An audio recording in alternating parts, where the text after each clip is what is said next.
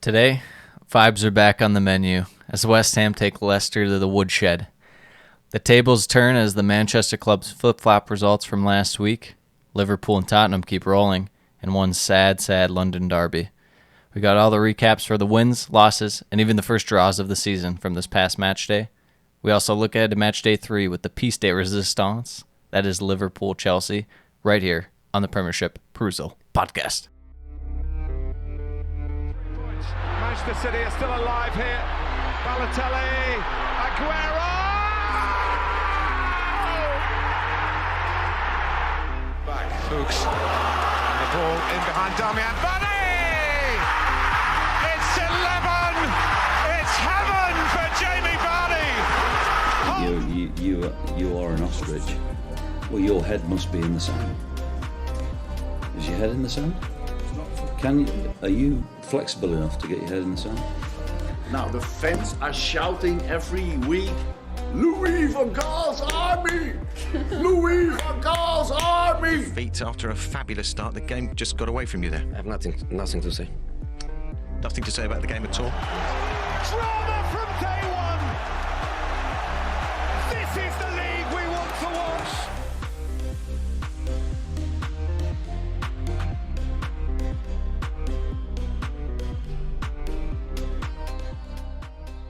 Two, one. What we're up? Live. What up? We're Back. here. Second match Second week. one was already in the book. We're flying through the season. Already 138th of the way through the season. How do you feel? 138th, you mean? Yeah, 138th. No. 238th. Yeah, so 238ths. 119th. Yes. 119th. Oh, this one, I don't know. This match day wasn't as exciting as the first one, but it's always going to be a slight letdown. The first one's always the best. Yeah, especially like just the way the matchups kind of worked out is Not always You the know, most ideal. you get your Liverpool Burnleys. And that's Speaking gonna of happen. that, speaking of Liverpool Burnley, Let's get right off, into it. Right off the bat. Right off the bat. Yeah, right off the bat, we got Liverpool rocking the same formation. Got a change in midfield. Harvey Elliott coming in, the 18-year-old, in for Oxlade-Chamberlain. And then the rest of the formation stays the same, I believe, from last week. Burnley, The 1 through 11. Burnley going to do what they're going to do. The 1 through 11 right there, just as you like to see it. Josh Brownhill coming in for Ashley Westwood, and Ashley Barnes in for Jay Rodriguez. But, overall, it's going to be the same thing. Burnley does what they do. Yeah, I mean, they were a little frisky early on, getting behind and stuff. I mean, you knew it wouldn't last or anything, but they had some chances. Yeah, honestly, I was surprised at how much they were pushing the tempo early on. That's exactly what I got here in my notes, pushing out a bit more in defense in terms of a press and a little higher line than what you'd think they would have done. Yeah, they're maybe realizing they need to be a little more aggressive to score some goals. But yeah, Liverpool might not be the best team to pull that out against. True, yes. But, I mean, there's also not much point in just sitting back against Liverpool either. Yeah. You might as well just go for it. Yeah. No, I agree. I feel like more teams are kind of realizing that. Like, you might as well try and get something out of the game. We've seen that guys like Virgil van Dijk, they're not invincible. No, yeah, they make can mistakes. Easily be, well, not easily, but it happens. We've seen it before. So, yeah, I would say it was a little favor towards Burnley, and then as the half went on, around like 20 minutes or so, even before then, more like 10 minutes, it kind of shifted towards Liverpool. It was more of a matter of time with Liverpool because the wide chances were there. They just weren't capitalizing on it. And then eventually on the Jota goal. Yep, they make it 1-0. Jota scores off the header from the Greek Andy Robertson. Shimikas. Very nice ball in there. Yeah, he actually played very well Despite week. looking very sleepy. Yeah, oh my He played gosh. very well. Yeah, he looks like he's on like Ritalin or something. I don't know. But, yeah, no, he had a good game this week. And Jota, we've said, we feel like he's just a better option than Firmino for Liverpool as the closest thing they have to a 9, I guess. Yeah. So They see that as well. And it's nice for Liverpool to kind of unearth this hidden gem here in Tsimikas. He probably won't get that much playing time coming up soon, but, always the cup competitions and whatnot that he can play in. Mm-hmm. Never hurts to have that extra depth. Yeah, and I mean, Liverpool push on too as the half goes. I mean, it was kind of what you figured. Salah with the shot ruled offside, but that was a nicely worked goal. Yeah, that was really nice. That ball from Harvey Elliott. Yeah, that was top class. Yeah, I mean, Elliott and Alexander-Arnold too were just dropping dimes out there. Elliott was 19 for 23 in the attacking third, 3 created chances. And I want to say Alexander-Arnold, not quite as good, but 16 to 21 attacking third. Longer pass is going to be swinging him in more than Elliott, so you'd expect to be a little lower, but 7 chances created from him, 3 on set pieces. So the thing I think with Burnley was they were just giving Liverpool too much space to work with. Mm-hmm. Like, you can't allow them to do that. They'll make it look easy the way they were passing. Alexander-Arnold, you cannot do that. Yeah. Out of all their guys. So, goes in 1-0 at halftime. Come out of halftime. Ashley Barnes. A chance. Goes by the wayside. Disallowed. It's so tragic, too, because he had the celebration and all. Then immediately was called offside, and he was very sad. Yeah. And that was kind of the end of Burnley. Mm-hmm. It truly was. I was just going to say, with the midfield for Burnley just being so bad and giving up so much room central, that there are times it was like Alexander-Arnold was even able to cut in and go centrally. Like, Yeah, I had a note about that as well, that the Burnley midfield was just like non-existent. Mm-hmm. And I mean, when you play 2 midfielders against Liverpool, I feel like you're just asking to get overrun anyways. Yeah, it's, I feel like you'd be better off having Ashley Barnes drop in deeper. To give you some help defensively and then maybe link up a little on the break. But, I mean, Burnley, they're going to try and just get the ball up to Chris Wood anyways, and he might flick it on or, go straight at him if he has someone with them. But a lot of times, in a game like this, all they're really going to do is kind of just hope for a Barnes or I was about to say Danny Ings. Danny Ings. They're going to hope for Former Danny Ings, Liverpool legend. World Eagle. Yeah, and then for the second goal, Mane, I mean, he had another one that I wouldn't say wasted. He could have, because it was a tough shot, but didn't take advantage of earlier in the game. Gets his goal anyways. Alexander-Arnold with a great play before that, and then the pass was superb to cap it off. Alexander-Arnold had a wonderful game there and great team goal for that to put him up 2-0. And that's pretty much all we got for that game. Finished 2-0. Yeah, I'd just say, I don't know. I was thinking about this, like the idea of like Alexander-Arnold maybe at some point pushing into like a defensive mid role or being a little more central. What do you think of the odds of that happening? I mean, when you look at like Pep Guardiola's system, he has his fullbacks kind of push in towards the central midfield, and then defensively, it's a little stronger because it's harder to work it as fast down the middle. Mm-hmm. So, I mean, it works for City. Yeah. Alexander-Arnold's a great player, so I maybe think in that the future they'll dabble into it. Could also work as well.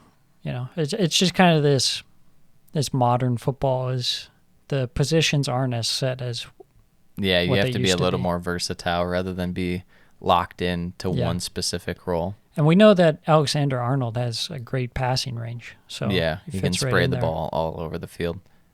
So they save Robertson for the Chelsea match. You figured they wouldn't have to use him in this one. Mm-hmm. How big is that? Give them that extra week? Because, I mean, this is going to be their first massive test. Obviously, it's not Burnley and Norwich. Yeah, exactly. You want to have your guys 100%. Like we were saying, great to have that depth piece in Tsimikas. Then my thing going forward in that match is just going to be in the midfield. Is Elliott's just over Oxlade-Chamberlain now? Might as well be. I mean, I don't know what else you're going to... I guess. Maybe it's just Burnley, and it's it's easier for a guy like Elliott to kind of show off what he can do against a team like Burnley than another Premier League team. Yeah, I'm a little concerned about Elliott versus a higher quality opposition. That's fair. I think, like, he had his moments, yes, but he's It's- 18. Yeah, You know? and it's Burnley. And It's Burnley, and they were so. given a lot of space in midfield. Yeah. But on the other side of the coin, let's talk about Burnley. I'm a little concerned about Burnley. Are you? mean, we've talked about Burnley potentially going down. The goals haven't been there so far. I mean, No. they had the one last week that, What could have been disallowed. yeah, probably should have. So, yeah, there's only so many times that the long ball is going to work. It's a spotty tactic. Always has been, always will be. With Burnley, I'm sure they'll hit a run of form where it's clicking for them. But it just feels like they're only really pushing for stretches of like maybe 20 minutes or so at a time where it's like that's their attacking, and then the rest of the game there's like nothing there in terms of attack. So it's like, I don't know. But that's how it's always kind of been. They just kind of hit randomly, and then when they sense any opportunity, they just go for it all at once. Yeah, But so far they're not capitalizing on going for it all at once. right. So, Well, I saw that they signed Aaron Lennon today. So Yeah. I'm sure that will be well, you can see my tweet. boost. You can check out my tweet on that. All right, check it out at Prem Perusal Pod. Prem Perusal Pod. Check it out. Follow us on Twitter. Yeah. So moving on to the next match, we got Villa versus Newcastle. A little more interesting matchup, Yeah, I would say, in this one. A little more even, a little more balanced, you might say, in terms of teams playing in a way similar styles. Not fully similar, but we'll start with the lineups. Change of Ashley Young just being the fullback now, not really being in midfield. Yep. Douglas Luiz slotting into where Young was, kind of in that midfield role. Ramsey also getting the start this week. Buendia and Ings still in there. So, Villa just kind of trying to find who's in form right now. They're going to see where everything kind of lines up, and that's what's going to happen with them. I mean, they brought in multiple pieces, so you got to figure out where these guys fit in. Little surprised to see Bailey didn't start, but Apparently I guess, he was injured. Was he? Yeah, that's what That's they what said. I see. I didn't realize that. It must have taken a knock, but I mean, I thought he was on the bench last week. he was. He came in and he got on. an assist. Yeah. So it must have been a injury. That makes sense. But going to Newcastle, Pretty standard for Newcastle. I think it was the same here. except Willock was in this time, correct? Yep. Yeah, so, Ready to start in this one. the 5-3-2 special for him, a little Bruce ball. Freddie Woodman's still in there. Yeah, Freddie Woodman. You'll love to see it. Early on, Newcastle had some chances. It was a pretty fast game early on. Yeah. I would say the main thing that caught my eye early on was that early stretch where there's like a few no calls in a row. The refs just kind of let him play it, and Wilson had the breakaway. Yeah. And it seemed like they called back, but they didn't. And then he just put it wide, and it's like, oh no, Yeah. oh no. Yeah. That was hard to watch. Yeah, I mean, Newcastle just not firing on all cylinders yet. 25th minute penalty shout. Murphy goes down in the box, but it was clearly a dive, in my opinion. Yeah, no, it was. But Villa just kind of had the momentum this game. The home fans were great, offering Yeah, their Villa full Park support. was popping. Yeah, it was popping, and Villa looked much better this week. Their attack looked a lot more fluid. I thought. You know who a lot of that comes down to? Buendia. Buendia. Actually looked Yeah. like you would have thought he would look. Yep. I thought Jacob Ramsey looked good again. Mm-hmm. And they were able to get it more central as opposed to last week. They were struggling to do that. And I think also moving Ashley Young back helps. Yeah, because Target played in their game in the middle of this week, I think Carabao Cup, so he's still in the mix and stuff. But with Young, I think that does provide a little more experience at the back, kind of knows where to be, what to do. And there's a close play. I guess it was the Murphy one where he was in on it, and there's a little shouts for a pen, but he was having none of it and got right in his face. I think it might have been that. Okay, 'Cause yeah. It was, but that was just a smart play by Ashley Young. yeah, and there was like no contact. Yeah. Really at all. So I don't mind that. I don't mind if they went back to target and just had Young kind of a little deeper helping target at times. I mean, you don't really have to have help for target all the time. It's just when there's pace on that wing, which Newcastle in this game would have had. Yeah, so. exactly. And of course, Maybe that was Dean Smith's thinking, is like, well, they have a lot of pace just like Watford, so maybe this isn't Matt Target's game. and of course, Ashley Young's not going to be playing 38 games this season. No. Most likely. No. So good to have Matty Target there. You can have a little competition. Yeah, you get better play out of both of them, ideally. I'm sure Young can teach him a bit too. He's got a wealth of experience. Mm-hmm. So Villa opened the scoring through a magnificent goal. Oh, man. The Danny Ings. The long throw special. The long throws. It might be the year of long throws. Year of long throws. Last year was the year of near post goals. This year, long throws. Kicked off by So far. Brentford. Yes. Or thrown off. Thrown off. Some might and say. Then that headed on. Was that Mings? It might have been Mings to Ings? Mings to Ings. And then he hit the bike. That was just fantastic. like the purest bike you could ever ask for. Just a rocket. Yeah, near halftime too. So they go in the half, 1-0.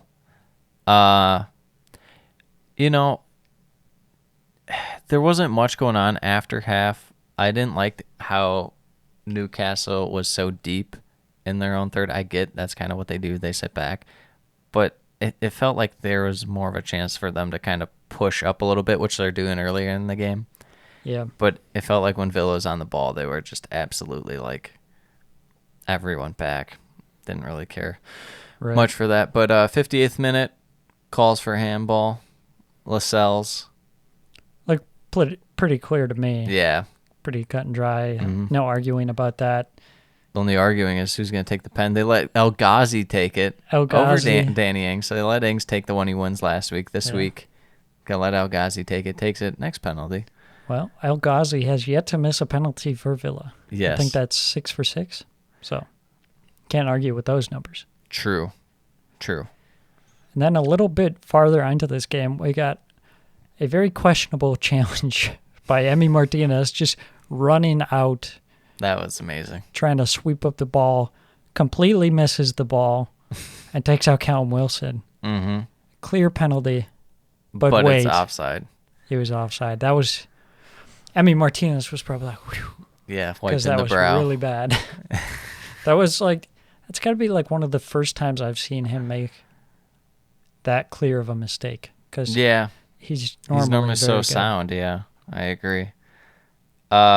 This game, as it goes on, Newcastle kind of push, swinging a lot of balls in from the wide areas, but nothing, no prevail. So 2-0 Villa. I don't know. Is Newcastle just unlucky, or are they just not playing that well? I think it's a mix of both, maybe. But yeah, I think we know that Newcastle is better than what they've shown so far. Mm-hmm. Like with this lineup, they should be scoring goals, and I think for sure it'll come with guys like Callum Wilson and St. Maximin. Mm-hmm. Once Joe Willock kind of gets more settled in. Gets rolling. He started the preseason with Arsenal. Only just moved to Newcastle about a couple weeks ago. So I think he'll get back in the mix. Mm-hmm. And then they'll start. You just got to give it a little time for start firing for Newcastle. So not full panic mode for Newcastle. As far as Villa, nice rebound. Yeah. Unfortunate result last week. Probably deserved. This week, probably deserved for Villa. Just a better performance. I mean, if you're going to have a match like that, having it the first week of the season is not a bad thing, because then you say, okay, well, you can adapt. We got to change. And they changed, and they looked much better this game, and I think they'll continue to look good going forward. Yeah. Yeah, it'll be nice to see Buendia keep this going, hopefully, for him. So, next one, Palace, Brentford, some of our favorite teams of the offseason, Sam. Yeah, it's funny. Most people would look at Chelsea versus Arsenal and be like, oh, this is the match of the week. And I'm like, Palace versus Brentford. Let's get it. Selhurst Park, one of our favorite stadiums. Yes, one of our favorite, at least in the top league. 3. Yep. The atmospheres, I was just rocking at that place. Great fans. Mm-hmm. Yeah, and they're excited for their new guys, especially Joachim Andersen in there at the back for Palace this week. Koyate going a little more forward as they're holding mid. Conor Gallagher getting in there as well, and Benteke in this week going forward. So some decent changes for Palace. Last week, like we thought, weren't going to really learn much from them. This will obviously be a test.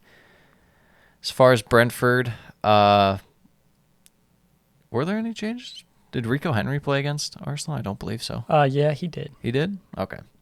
I think Janelt was the only change. Yeah, he was the one who didn't. That is correct. Yep. I'd say the first thing I noticed is there was some you wanted to add? I was just going to touch on the lineups. I thought it was interesting, the Kouyaté kind of as a defensive midfielder. Yeah, And just then, slide him up a little bit Jeffrey Schlupp also more in a winger position. rather than a wing back, what he's kind of been known for, or just a regular wide mid. But like I was gonna say, just early on, just noticing Gallagher out there, Yeah, for Anderson sure. too, but really Conor Gallagher was bringing it early on. So unfortunate to hit the post on Twice. that. Yeah, that. How's that He even didn't have the possible? best touch, but that shot was so good, like a perfect placement. Gosh, that was a rough one. Yeah, for you him. could just tell, like, instant impact of him coming into the side. Yeah, The- it was just the energy their, level was- their link up play was so good and so fast. Mm-hmm. So if they continue that, I like their chances of having a solid year. Yeah. 'Cause, I mean, just being able to play through the middle against any team, and then being able to get behind against any team, it's just, I mean, that restores your faith in the team. And not just Gallagher, but MacArthur too is really. Man, having a good MacArthur week. was having a game. Like, Yeah. he was all over the place. I was He like, was in goal. He was in okay, goal of Conte. okay. McConte. McConte. A lot of respect for that. I mean, Kouyaté looked a little bit out of his element, but I did like he added some steel to the midfield. Yeah. And you got James MacArthur kind of more in a free role to kind of, close out on certain Yeah. things. And then, you have Kouyaté back there. Yeah, it's kind of like having a lightning and thunder kind of mix right there. You got your rock, and then you have the guy that's kind of going around. And you don't really think of MacArthur as like a fast guy or anything, but having that mobility and that free range to do what he wants, he looked good in that role. Yeah, I mean, sometimes it just takes the experience to know where you should be, and that beats out any pace. Because Yeah. if you're in the spot, then you don't have to be fast. Exactly. And then also you allow a guy like Conor Gallagher to go do what he does, Yes. So join the attack. great start for Palace. It was pretty even though, because Brentford was also holding their own. They're playing pretty well. Yeah, they were for sure. Tony with a bunch of chances as it went on. I would say out of the Brentford midfield, who'd you say has kind of really caught your eye so far? Because they've all been playing pretty well and showing flashes. I was thinking of their new signing, Onyeka.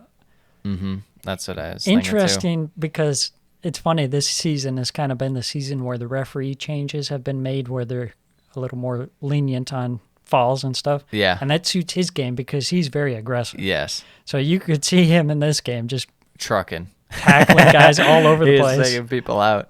Like last season, he'd probably be sent off by like halftime Exactly. in this game. But yeah, I thought he had a good game. I like Rico Henry as well, kind of in the wing back position. And He it was looks good. interesting to see Christopher Ayer was kind of in like He's pushing up a little bit. he was pushing up very far, and they'd leave kind of like Janssen as like a lone center back almost. Very interesting to see, but it was working. He was getting down the flank there. Well, would you doubt any German manager right now?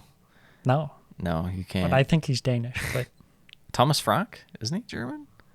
I think we thought he was German, but We need to look this up. It wouldn't surprise me because they have a bunch of Danish people. Who is this historian? Who is this historian? Okay. Type in Brentford.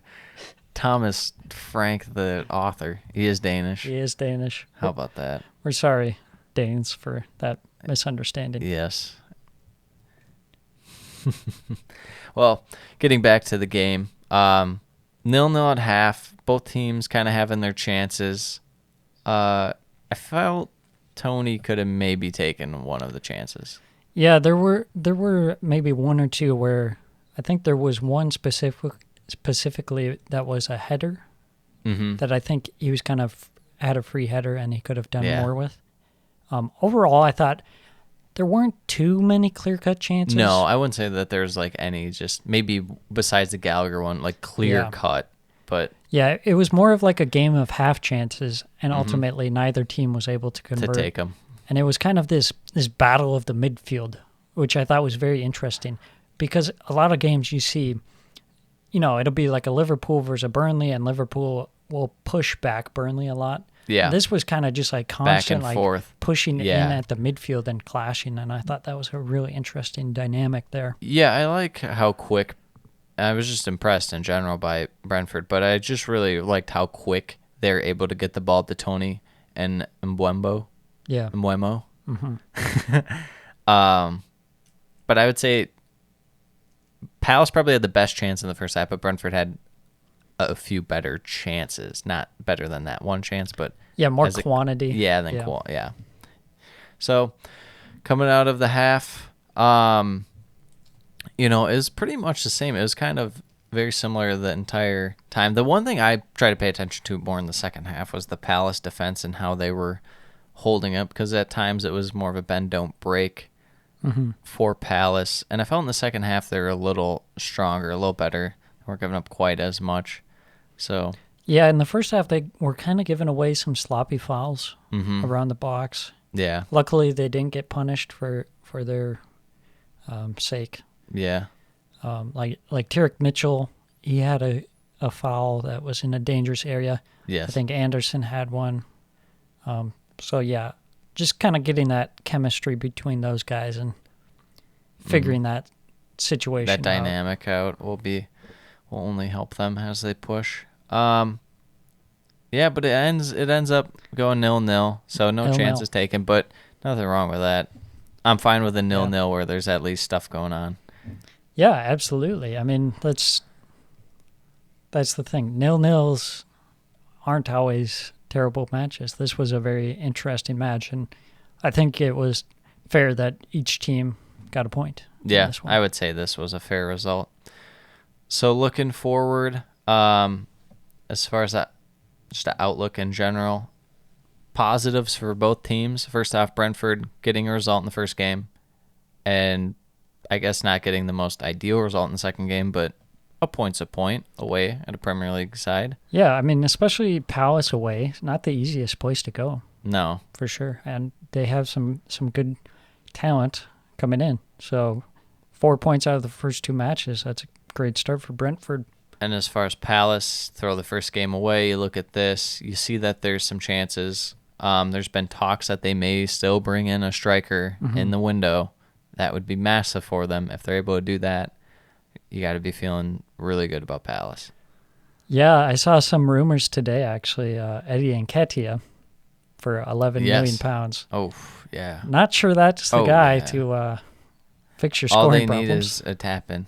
If Gallagher had someone to play that straight across to, then Maybe. it's in. Maybe. Then it's in. I'd rather look towards more championship players or something. or even just maybe if it's just like a loan for Nketiah, and then he's like your backup. Yeah. Because he's not quite there. No, I mean, he struggled at Leeds. You know, and that was in the championship. That 2 was in years the ago. championship 2 years ago, So. and he scored like a goal or two and wasn't played that much because he's not at that level yet. I think he should be getting loaned to like a bottom half championship team. Yeah. And start from there. Yeah, we'll have to see. Or maybe Arsenal are just misusing him somehow, some way. Just like Joe Willock. Yeah. It's potential, but, we'll see. I would like them to go out and sign I would agree. a marquee striker. Like, that would just be the cherry if they could just on splash top. on Edouard, that would be... Yeah, for sure. That would be fantastic. Even a guy like Kiefer Moore, you bring him in on like That'd a be 3-year nice. deal. Yeah, for like probably somewhere between like 10 to 15 million pounds. Yeah. I think people are sleeping on him. Oh, yeah. I mean, he he's showed 29, but he showed in the Euros what he can do. Yeah. And I mean, he's not too dissimilar from Benteke. So I don't know if you want to keep with that mold. You're like, oh, we like what we got here with Benteke, but let's get a better version of him. Or if you want to say, well, yeah, Benteke, maybe we should go for someone with a little more pace, match with Zaha and Gallagher and stuff. But Yeah. it'll be interesting to see what Palace do in the rest of the window. Mm-hmm. Moving on.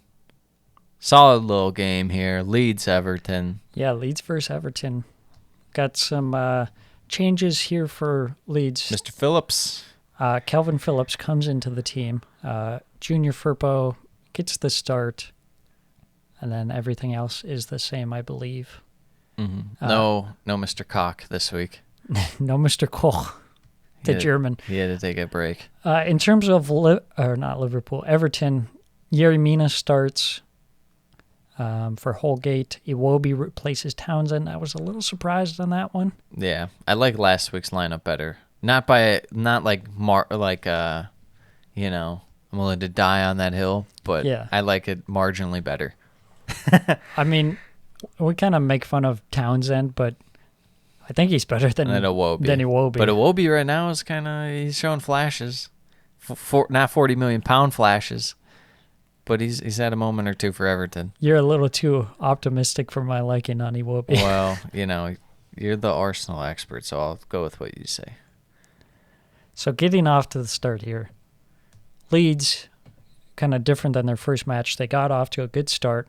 They pushed back Everton for most of the start of the game. Last game, they looked a little rough, honestly. Mm-hmm. Yeah. But then Everton were kind of popping up on the counter. Yeah, they were moving quick. Especially, Everton coming in this game, we're probably going to try and get on the channels wide. Yeah. That's just where you're more likely going to beat Leeds. Even though they do have excellent wide players, they just get forward, so your best chance is to catch them out that way. And Everton, they have the pace to do it, Damari Gray and stuff, and Iwobi. But I just want to say, first and foremost, Pat Bamford and Yerry Mina. That was some amazing stuff going on there. That was amazing. That was so good. Yeah, that came faces. just after the first goal. So Everton wins a penalty, kind of against the run of play. Cooper pulls down Calvert-Lewin. It was weird because when I first watched it, like live, I was like, "Oh, that was just weird. I don't know what that was." And then you watch it on VAR, and you're like, "Oh man, that was a penalty. Yeah. Why did that have to happen, Leeds? What happened?" Yeah, it was kind of a silly penalty to give up in terms of Cooper's point of view on that one. Not to mention, I don't think anyone else was playing Calvert-Lewin on except for Cooper. So it's like if he just steps forward, he's off. I don't know. It's weird. So Calvert-Lewin converts that, and then on comes the Bamford and Yerry Mina scuffle after there's a play at the end line. Oh my god! And they're just like doing some sort of weird so dance, and it's like, is this actually happening right now? You'd almost think it was a joke. I think Bamford was kind of making it a joke. Yeah. He did that a couple years ago for Leeds, where he like got elbowed or hit in the face, and he went down immediately. Yeah. And just flopped. But this time it was more of a Yerry Mina doing the flopping, just like holding his face, and like. So then Bamford started making fun of him for doing it. It was great. That was awesome. Speaking of Bamford, the assist. He gets all fired up. It was, I don't know. I mean, it was just like whole length of the field on the goal for Leeds. It wasn't, when I think of Leeds, that's not the goal I necessarily think of, because it's just a long ball up and then a layoff, and then Bamford, another little layoff. And what do you know? Click's got it, streaking in, no Everton defender, and slots it. Yeah, another mistake by Michael Keane on this one to give up the possession to Pat Bamford. Just off to a rough start. Rough start of the season. For Mr. Keane. So then going forward, Damari Gray keeps popping up, and somehow It's funny because this guy, he's very fast, but he has like terrible touches. But all of a sudden, like he gets his legs together and does a little pop shot, and it's 2-1, far post. Yeah. Everton leads, despite having very little of the ball. Yeah, I mean, I like that passing sequence by Everton. It was nice. It was quick, and very progressive going forward. I just felt like that could have been saved or something. I don't know. It wasn't the best of finishes, but it went in for Demarai Gray. He's already worth the £1.5 million they spent on him. Yeah, exactly. I think there might have been an element of the view being blocked off. Yeah, that's probably what happened. But yeah, so Everton goes into halftime with the lead, despite only having like 25% of the possession, which is kind of how they were playing last year under Ancelotti. They really didn't have very much possession. Wait, wasn't the goal in the second half? Wasn't it in the 50th minute? Demarai Gray? Yeah.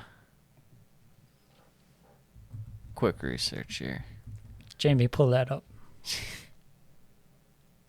Oh, it was. But anyways, flip that around. I did this again. Everton still had 25% of the possession. They just had nothing. And I think they finished with like 30 or something. I don't know. Well, we'll touch on it after we get through the recap, but I just want to get your take on that. We'll talk about it. But Robert's coming on for Click in the, I think like the 60th minute. I thought Click was playing pretty well. He's definitely played better than last week. But this week I'd say it was above average performance for him. And Roberts, he's kind of, I'd say, a little more attack-minded than Click. Yeah, I think that's just they wanted a little more going forward. Yep, for sure. The Rafinha curler off that, I believe it was off a corner and then kind of bounced around and then Cooper lays it off for him and just...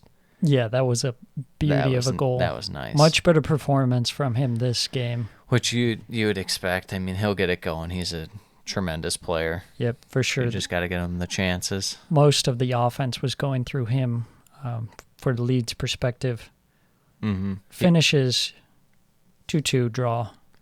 What are your thoughts on this result? Yeah, I think it's not too surprising for either side. I think I predicted a Leeds win, but I still can't really. I know we're only 2 games in, so I shouldn't have like a set in my mind what Everton is, but I really am struggling to get a grasp on them. It's like when I look at them and see 30% possession, it's like, I mean, Leeds holds possession, but all right, 30% is pretty dire. Yeah, like is Rafa gonna act like it's Newcastle or something out here for Everton, which they have pace. Yeah. And they don't have the best central playmakers, so it's like maybe that's their answer. But if that's the case, I don't really feel great about their chances going forward. Yeah, as well as I did into the year. Especially when you have a 2-1 lead in the second half, you want to be able to control the game and hold on to possession better. Mm-hmm. This you're continuously giving up chances to Leeds because you don't have the ball and you can't control the game. Yeah. As far as Leeds going forward, or is there anything you want to touch on about Everton? No, I was just going to say that they need to control it better, but their midfielders were good in terms of defensively, Allen and Doucouré. Yeah. You know what I thought was funny about Doucouré in this game? Is he was just ripping shots because of last week's goal. He was just like willingly, just like, I'm just gonna take this one. Don't worry, guys. He did that like 4 times during the game, it felt like. Mm-hmm. No, but Everton solid defensively in midfield, and they really need to be because last year they weren't very good in the middle of the park. As far as Leeds, I know people have been talking about Pat Bamford. Slow start, doesn't have a shot on target yet. Still being productive in some aspects, as you can see with the assist. But is it going to be, maybe a down year for Pat Bamford, or is it a little overreaction? Will he get it going? What are we thinking here? I just found it strange because they were actually getting him the ball this game. They were working it better centrally. But then when he'd get the ball, he'd have a terrible touch and lose possession, like multiple times. Yeah. It's like, whew, what's going on here? This doesn't seem right. I don't know. Maybe it's just early in the season. He needs more reps or something, but Yeah. it didn't look great this game. And, No. you got Rodrigo on the bench. Potentially could replace Throw him. him in there for a little bit, see if he can do anything. But Yeah. no, I think Bamford means so much to Leeds as not only just like in terms of the team sheet that Bielsa puts out there, but just as like the club too. He kind of fits the mold and whatnot. So, because he'll do a lot off the ball in terms of press and stuff. Yeah. So I would back him to get it going. But Yeah, I would too. how about Phillips this game? First game back. First game back, It wasn't as amazing as you'd think, but yeah, it was all right, I suppose. he'll get it going. He had some, I think, goals in their Carabao Cup game. Yeah, So, it's still early in the year for some of these guys. But yeah, I thought at times Leeds were playing a little bit slow, not switching up play enough and like getting it to the other side, and that just makes it even easier to defend against. and there's probably like one point in the game where they're able to get centrally, and it got them the goal through the defense, not even through Everton's midfield. So I don't know. I think the wide play can be a little better from guys like Harrison and even like Ayling kind of delivering balls in and stuff. So we'll keep an eye on Leeds and Everton going forward. But what we're not going to keep an eye on is Man City and Norwich. This Because game, this game is awful. I'll be quite frank. yeah, we'll just do a quick little recap. I mean, if you didn't expect City to go on a rampage after losing to Tottenham, Yeah. here's a lesson in Man City. This is what they do. So a couple changes. They bring in Laporte and Bernardo Silva coming into the team. Anything about Norwich? Any changes? Norwich, I don't think they No. changed their team at all. I think it's the same as last week. It is. So 6 minutes in, City are on the board with an own goal from Tim Krul. Yeah, the Premier League legend himself, Newcastle man. Yep. A deflection from Grant Hanley on that one. And then a second one, we got Rashica fouled, and then City go on to score, but That called was back. so great just because it was so easy. They like the ball was there, and then it was just one through ball to Torres, and he slots it. It's like, how? How, Norwich? But that was called back. Yes. And let me ask you something. Why is Norwich trying to play out of the back against Man City? against Man City? Someone So I don't understand it. Germans. And it was one of the weakest attempts of playing out of It the back was I have bad. ever seen. Norwich got to fuel this game somehow. 2-0 for Grealish. Deflects home, low cross from Jesus. Yeah, kind of just in the right place at the right time Yeah, on that one. but good for Grealish to score in front of the home fans.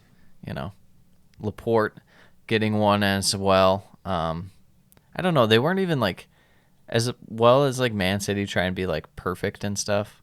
They weren't even like, I guess, perfect goals. You wouldn't say. No. Kind of like this one was more of a scramble. Yep. Too. Yeah.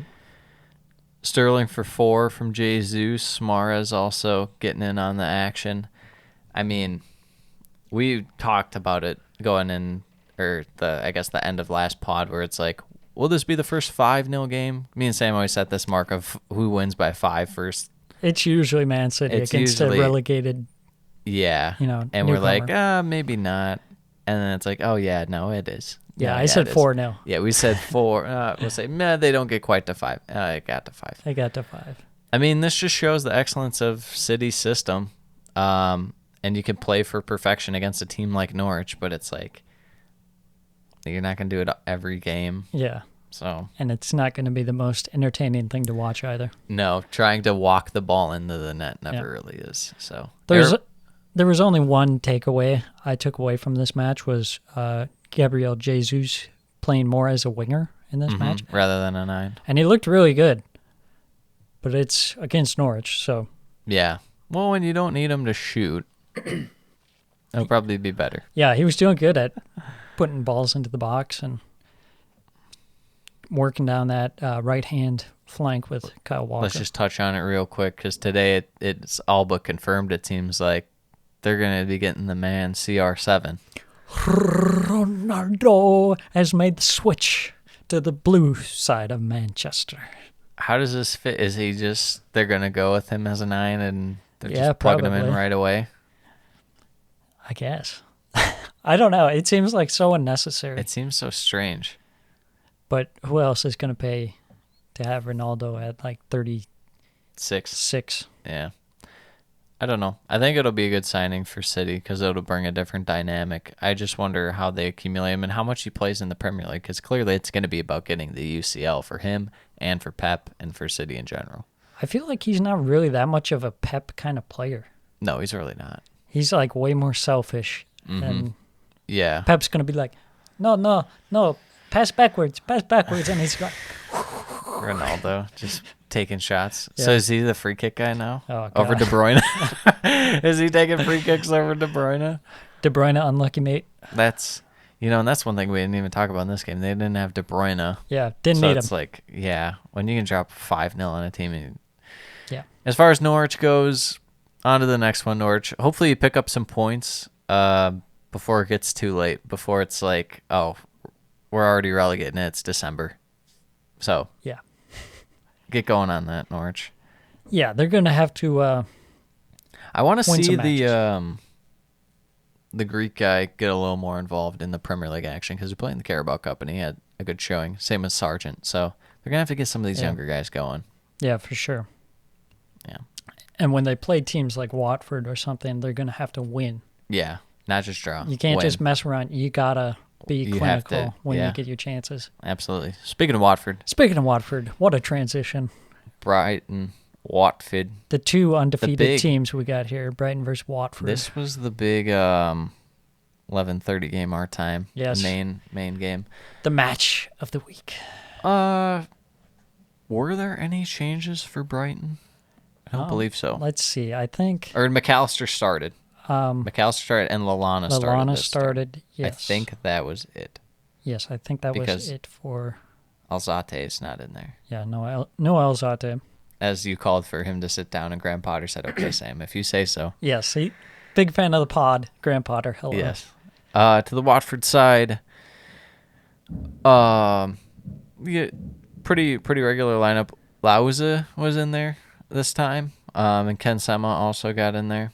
But the main guys from last week, Dennis and Sarr, obviously still starting, and their main center back, Trustek Kong, going.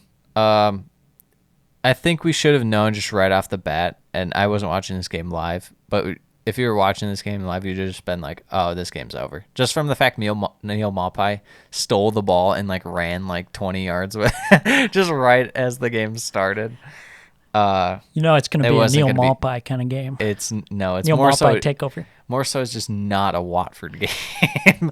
If there was ever not a Watford game, it was this one. Yeah. The first half was one of the worst halves of football I've seen from a team in my years of watching. It was pathetic. My problem is I picked Watford to beat Villa, which they did, and rather than sell high, I doubled down. I was like, I think, they could catch Brighton out, and then it's just they tried to catch him out, and it was bad. It was very bad. They couldn't break anything. It No. was Brighton were exactly where they needed to be. So it's like as much pace as Watford has, if a guy like Adam Webster's just all over you in the right spot, you're not going to get past him. Yeah, Webster looked excellent in this one. Yeah. Brighton kicked off the scoring through Shane Duffy. Beautiful header from the corner kick. Your guy, Shane Duffy. Dude, Shane Duffy. Big fan. It's on. The Republic revival. of, yeah, dude, he's back. He's back from, I think he was at Celtic last year. Yeah. Ben White, who needs him. We got Shane Duffy. The goal contributions off the chart with him. Absolutely. Brighton just majority of possession too in this game. And a lot of it, what I noticed is Watford was just so slow, not just necessarily breaking out, but to second and third balls that Brighton had in their possession. It was just, they weren't there. They weren't where they should have been. What did you think about it? I mean, besides Watford bad. Yeah, I brought up this point last week where I was saying, what does Watford do if they don't have that glaring weakness that Villa showed in that match? You know, where they were able to exploit down the wing. Mm-hmm. And this match showed that, like, didn't really have much going. Yeah. One thing I was worried about, too, watching this game about Watford, is their defense was the best in the championship last year. Maupay, even though he didn't get, like, amazing chances from it, he was, like, perfectly off their shoulder, like, every single time. Like, if someone were to have hit him, he would have been in for a breakaway. So I'm going to start having to watch out for, not only that for a good thing as Brighton, but a thing for Watford. Maybe the defense needs to be a little better. But yeah, like I said, like this game just comes down to mix in the first half of Watford not having enough quality to break out and Brighton just being too fast to shut down the attack. And Brighton being able to play out from the back and in the mid while possessing, they just look so good and so comfortable doing it. Yeah, they kind of had that same thing going where they were attacking Burnley last week down the right-hand flank. Mm-hmm. They were Gross has been very, very good for him. Having Gross work down that flank there. And then also Basuma. How no one has bought him, I don't understand. Like, just watch him for 10 minutes. We said coming into this season that if they hold on to Basuma, he's going to go for big, big money next summer. Yeah. Which is bound to happen because he's insane. The tackles and interceptions. And now he's adding more of a dynamic of not necessarily being an attacker, but pushing the ball forward. Mm-hmm. And at least, like, whether it's progressing through dribbling or long passes, he's adding that even more of a dynamic to his game. Yeah, absolutely. It'll probably turn out to be the same scenario as Ben White, where they get an offer, reject it, hold on for another year, and get even more money. Because he has just been outstanding. He's been exactly what Brighton needed. He's exactly what almost every team in the Premier League needs. A guy who can win that ball and also carry it out from the back, because so many teams are playing out from the back. Mm-hmm. You need a good ball carrier. Like, there's not many good ball carriers in the league. Well, we're already fit in Norwich's squad. Stick them up front. Simple. Teemu Pukki. But we saw that perfectly in the second goal. Watford trying to build up something, but then he just comes in high up the pitch, wins the tackle, and immediately Neil Maupay through on goal, finishes 2-0. And we're just living in Neil Maupay's world. Oh, my gosh. Simple as. It's a world that we never envisioned to be in. That's the one thing that we didn't see about Brighton was the Neil Maupay revival. But not so fast. Or maybe just arrival. Not so fast because he got injured. Yeah. And subbed off. Mm-hmm. Unlucky. Finds his form and then gets injured. And then gets hurt. So 2-0 at half. Watford, it was really only up from there for Watford because it was so bad. Yeah. Second half starts. They did look better in terms of holding possession, and they're just quicker in general. They weren't getting beat to the second and third balls constantly. And they just kind of like threw on all their attackers. And were like, and they were at least able to break. Normally that's kind of like a meme tier tactic of just like, yes, if we have all the attackers on, surely we can score goals. But it's like, I don't know. They at least were able to push. And part of that was Brighton sitting back. And it worked out fine because eventually Watford doesn't score. But I don't know if I want Brighton doing that all the time. Where they're just from like, it felt like the 70th, 65th minute on, they're just fine sitting back. Yeah. It's like, I don't want to be testing that too much. Mm-hmm. So, finishes 2-0.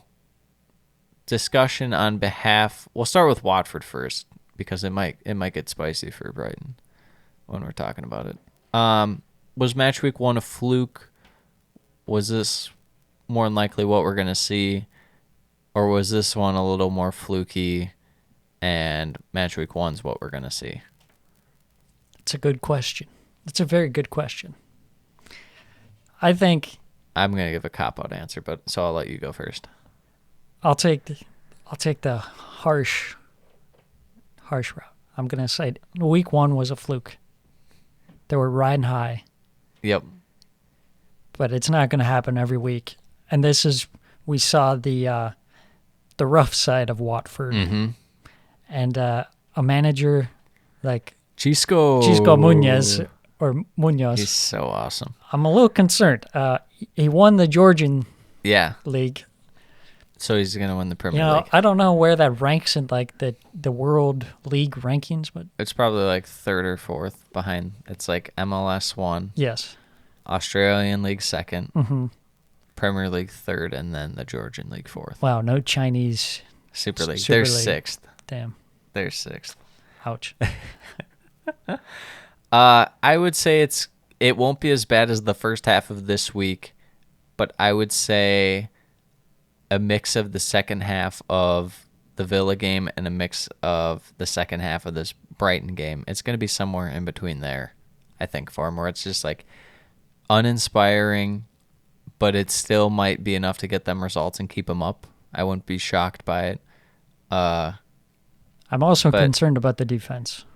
Yeah, I'm a little more concerned after these first couple games. I saw every shot that's been on target's been conceded, and you can't even say like look at the Duffy goal. Like, what was Bachmann going to do on that? That was like a perfect header. Yeah, and absolutely. then like the John McGinn shot. So, maybe just a meme between me and Sam. The law of averages. Maybe it'll equal out for Watford, but. Who knows? I would say, like I say, I think it'll be somewhere between the two second halves of both their first games, and they'll just have to go from there. Hopefully, I think Dennis took a knock too. Hopefully, he's not out too long. Otherwise, you're relying on Josh King. So let's move on to Brighton. They're winning the league. Enough said. That's a wrap. 6 out of 6. Easy clap. Match day 2. Yeah, I mean, they're 2 winnable games. Yeah, exactly. But they did what they had to do. You can only do as much as what's put in front of you. That's and true. They took care of business. That's true. So hopefully they just keep carrying on this momentum. Hopefully Basuma stays in form. Hopefully all these guys that they have going right now. Gross has been good. Duffy's been good. Trossard's been okay. Maybe a little subpar. But Maupay was clicking for him. Yeah, we'll have to see McAllister's about had a his moment injury. or two. Yeah, we'll definitely have to see. Maybe they bring in someone. Potentially. That could be if it's long term. the big thing. Yeah. So, moving on. Moving on. Moving on to the Sunday games. First one, Man U. Southampton. Man U lineup. No McTominay out injured on this one. We got a Nemanja Matic and Fred midfield pivot. Not the most inspiring of things. You got Martial up top. Yeah, you can speak for yourself. In terms of Southampton, it's pretty much the same. Yeah. I think it might be I the same. want to say Did Perot? He didn't play the first game, did he? He did. Oh. Yep. They did keep it the same. I was reading today actually that the Stuart Armstrong has been out with a calf problem, and he's expected to play this week against Newcastle. Mm-hmm. So, hopefully that'll give him a little more inspiration in midfield. But they didn't look too bad in this game, as we're gonna get to. But I would say that there were a lot of dangerous set pieces early on, but yet it was kind of a slower start. It was once they got to the set piece, then that's when things picked up. But other than that, it wasn't too electric, to say the least. Yeah, there was a lot of stopping and starting due to fouls, or not called fouls. But I was literally gonna say Southampton's tactic appeared to be just like kind of taking chances by fouling Man U when they're building up. They're like, nope, you're not beating us this way. Yeah. So they're taking chances with the set piece, and the set pieces were dangerous, but I mean, it's not a bad idea just to keep them out, and it's like, we don't like you coming anywhere near our box, so we're going to just hack you. Yeah, it's interesting when you think of more technical players, kind of like Bruno is. Mm-hmm. When you get really physical with those kind of guys, they can get a little feisty, and then it affects their gameplay. And maybe they start playing a little more sloppily. Yeah, or like hesitant mainly. It's more of a mental thing than a physical thing. It's in the back of their mind. They're like, oh man, I might get trotting on here a little bit, or So, yeah, I mean, it definitely was a physical game. I just wanted to say, Madman João Livramento with a goal line clearance to keep it at 0-0 in this game. Absolutely. He's looking good out there. João. He had the most... Well, I call him João because he's not actually English. He's, what's his name? He's Portuguese to me, even though I don't think he's actually Portuguese. I'm calling him João.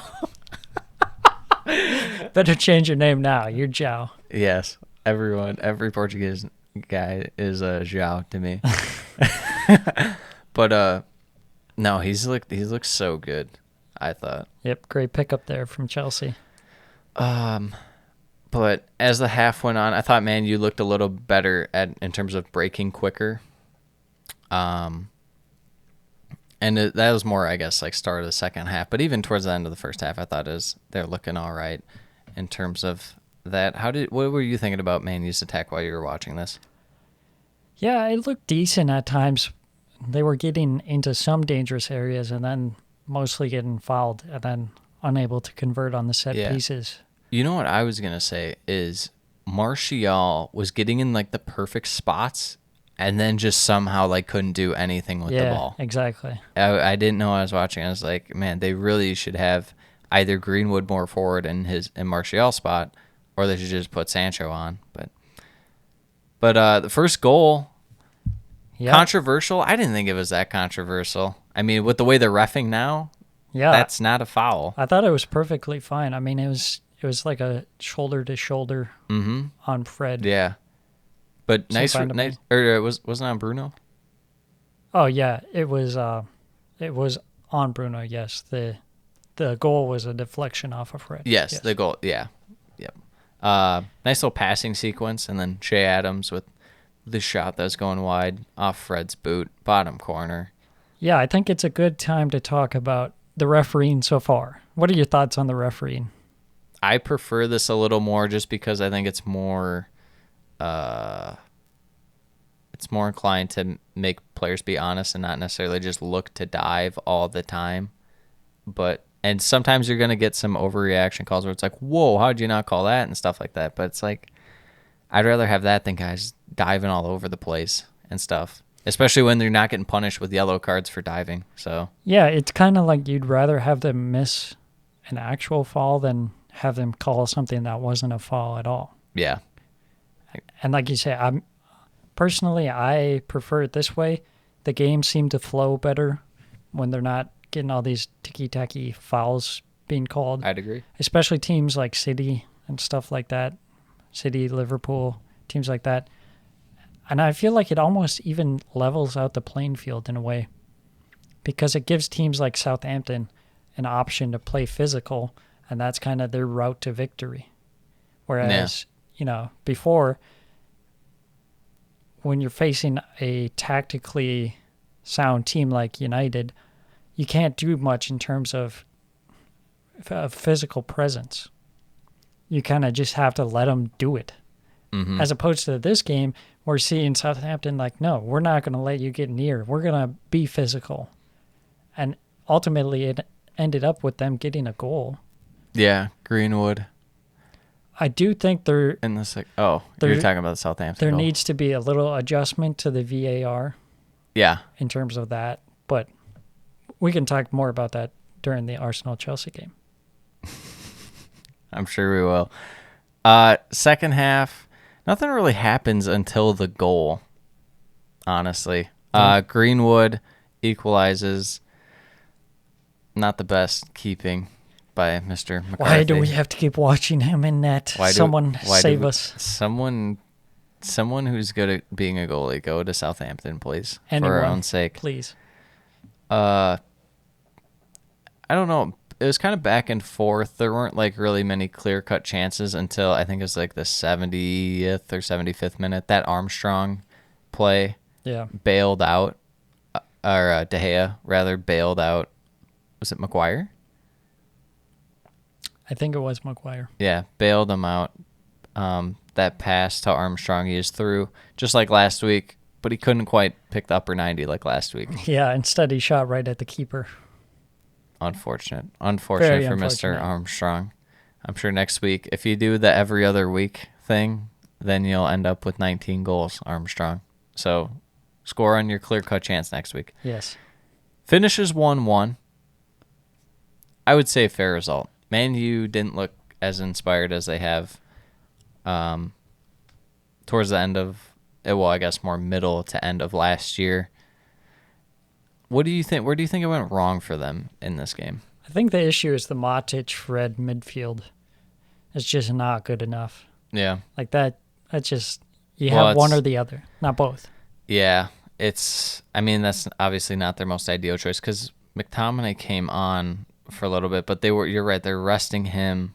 Then they put like a Lingard on, and it's like, well, if Lingard's coming on for Matic and Fred, it's like you're completely changing your tactics with like 5 minutes left in the game, just throwing everyone forward. So I don't know. It wasn't the best didn't look lineup like last match where Pogba was running the show. Mm-hmm. And I think it shows other teams that they just have to be a little physical with United, and perhaps they can get a result. Yeah, I'd say that's fair. Especially going after like Bruno. Yeah. I think they kind of shut him down. Going forward, can we take Anthony Martial out? He just doesn't really. Yeah, I don't think he has a place on this team anymore. Yeah. He's not good enough, especially bald Anthony Martial. Yeah, it's weird. He kind of looks like a strange Lukaku. Dollar store Lukaku. Yeah, I don't know if they're going to loan him or sell him or what they're going to do because they still need depth, but it's like, is he really going to be depth on this team? He might be too good for that. So we'll see, but he shouldn't be starting. We'll say that. Yeah. As far as Southampton goes, something to build off of, I would say. You could say a little fluky, but then it's like, well, what about the Armstrong chance? And then they don't even convert on that. So I would say it was a good result for Southampton. I thought they played much more inspired under Hasenhüttl this game.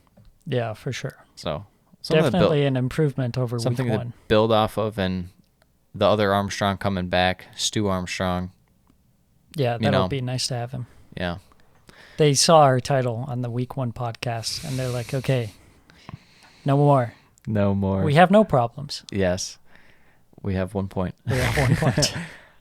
Tottenham Wolves next game on the day. The return of Nuno Espirito Santos. Mm-hmm.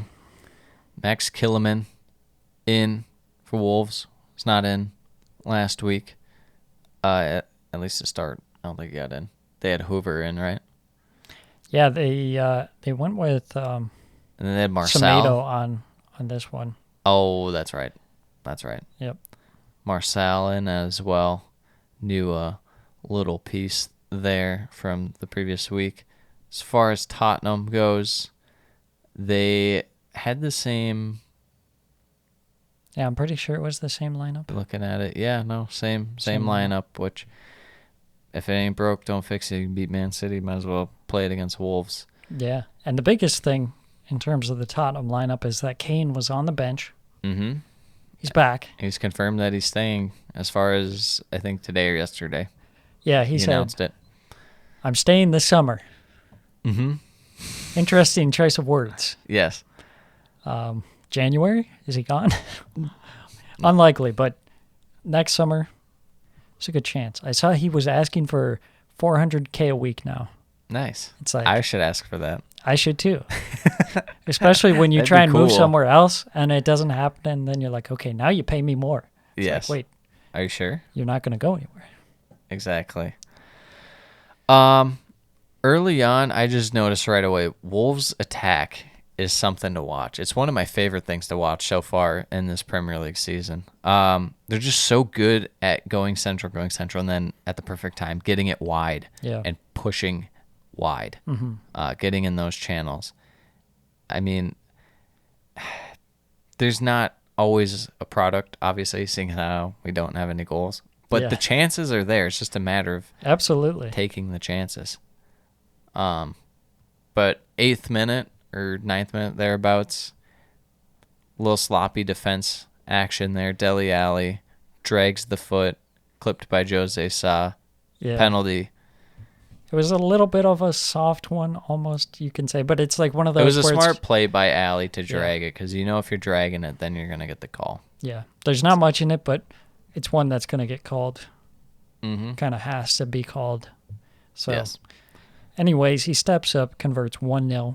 Spurs are off to an early lead, despite not having too much of the ball. Kind of playing the similar style as week 1 against Man City. Yep.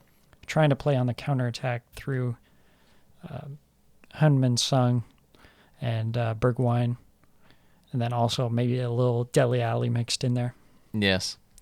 Yeah, I wonder if they're just going to keep doing that until they get Kane back in, or even when Kane's in there, maybe they kind of go a little more counterattack still, because Kane isn't the guy you'd think to really be a counterattack guy, and Nuno wasn't just like counterattack only at Wolves, so it's kind of a little strange to see this, but he probably sees that there isn't a ton of creativity in midfield. I mean, Højbjerg, he showed for the Danes that he can do it, but it's like that's not his strongest point. So I don't know. It'll be interesting going forward to see if Tottenham kind of play a little more counterattack style. Yeah, eventually they're going to face up against a team that sits back against them. So they're going to have to be the one that dictates the tempo. Yeah, they're going to have to take it to him. And you're going to think that them being Tottenham, that would happen more often than not. So they've looked okay doing the counterattack so far. I would argue that they don't have enough of the possession. Like, I understand counterattacking and stuff. Yes. But it's a you little want to have alarming. some of the possession. Kind of like Everton. Yeah. Where it's like, okay, I get you on a counterattack, but you're at 30% possession and you're Everton. That shouldn't happen. Yeah, exactly. And like you have Wolves creating chances. They're not finishing them, but if you give them enough opportunities, there's a chance that it's going to happen. Yeah. Traore was so good this game. He's just a massive problem for Tottenham out wide, dribbling past, linking up with guys. Until it got to the end product. Yes. Then it was... Yeah, he had another couple bad shots this game. Yeah. It's just surprising to see them with so much control of the play.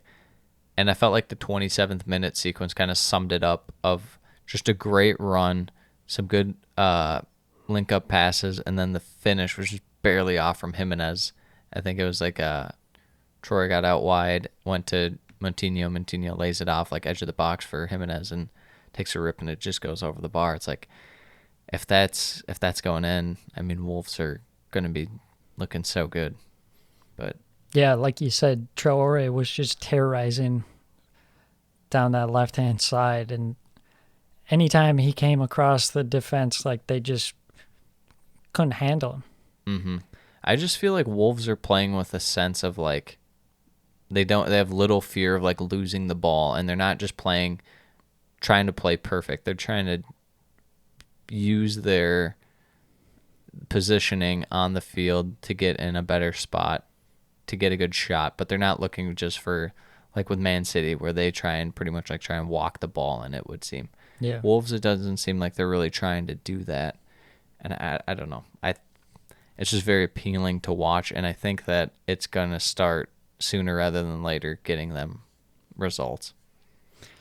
Yeah, I think if you get Traore putting in maybe some better balls or even finishing some of his chances, you're looking at a very scary idea there, because if he starts turning it on, like, man, there's no stopping him. Yeah.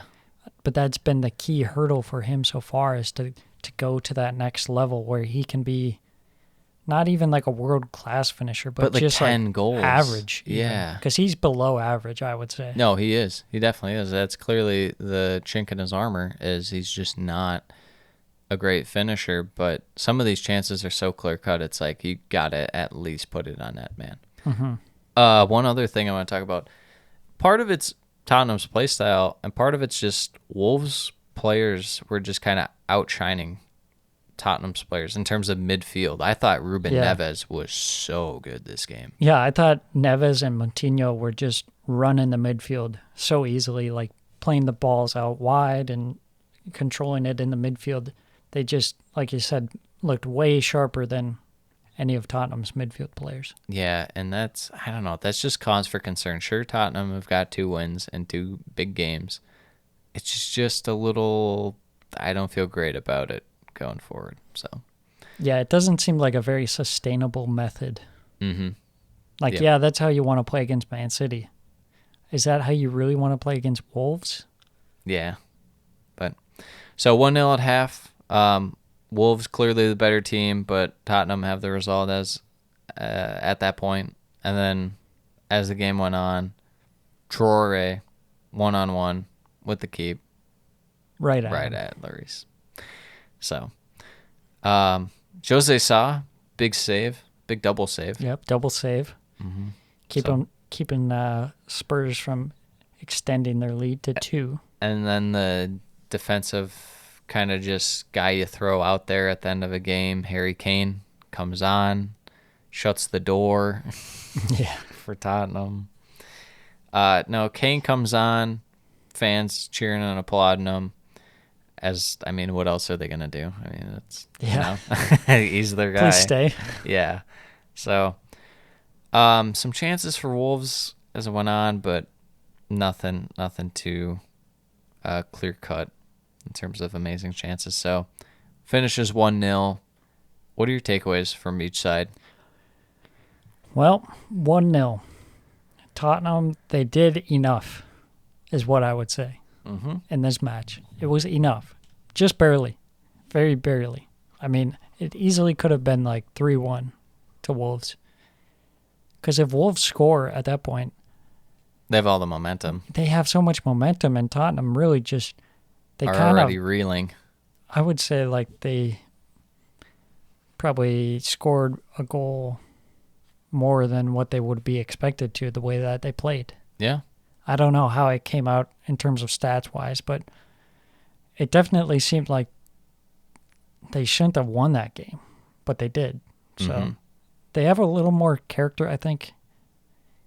The way they play with Nuno, they seem more defensively sound, I think. Even though there's times where you see Davidson Sanchez, and it's like, oh my gosh, this is hard to watch. But hopefully you'll have Romero coming in and tightening that up. Yeah, hopefully he'll be able to just transition seamlessly because, Davinson Sanchez is not the guy that, when they first bought him, he looked like he was going to be.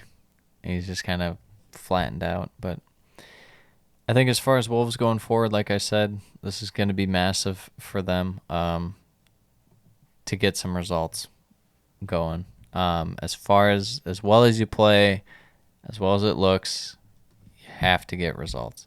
So as soon as they start putting the ball in the back of the net with this tremendous play,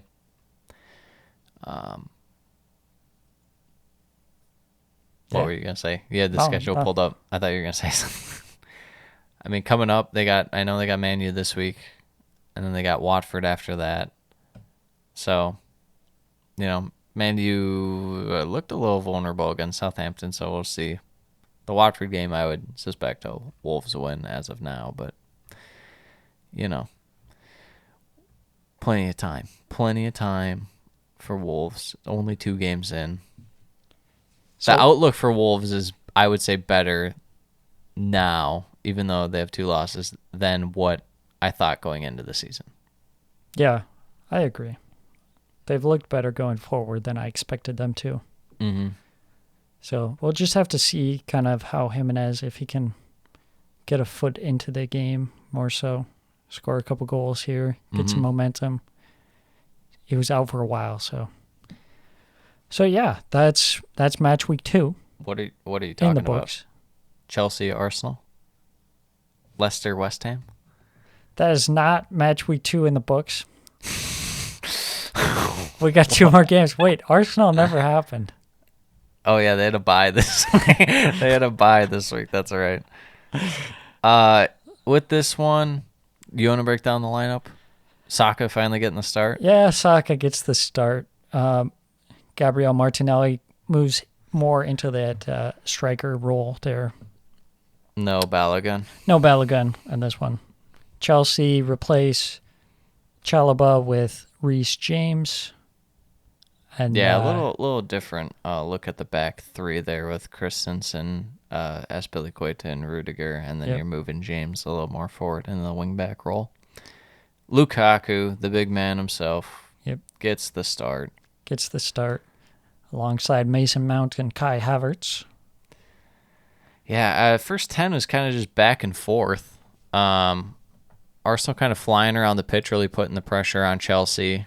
And then it just reached a certain point where Chelsea kind of slowed the game down to their pace when they finally had a large chunk of possession. Yep. And when this happens with Chelsea, it's kind of like you'd almost think like a snake when it's like suffocating like a other animal, just like kind of, because even though they slow it down and they get it to their speed, as soon as Arsenal tries to speed it up or tries to do anything to change that, Chelsea are just going to pounce in terms of their speed. They're like, okay, now we want to play aggressive. This is how we're going to play. Mm-hmm. And that just led to the breakdown of the back line with the Kovacic dunk pass to James and then a little debut tap in for Yeah, there was so much Kaku. space down the right-hand side. Tierney got pulled in more centrally, and then Granit Xhaka didn't cover down that left back Wing, position. yeah. And it's just so easy. Yeah, Reece James with a fantastic game going forward. I would say, I don't know, just even after the goal, it kind of felt like everything that Arsenal had going for them was just kind of sucked out of the stadium because their Yeah. pace just dropped off. Even in terms of like pressing and stuff, they looked a little deflated. I'd say, the main thing during the second goal was the link-up play of Mount and Alonso to keep the attack going and the quick switch of play back all the way over to James, who was wide open again. Yep. He's just open the whole game. But, I mean, in the second goal, it's just no help for Tierney or even, Cedric or who's ever being a wide defender for Arsenal at times. And I know it's hard on him in the Brentford game, specifically the wide defenders.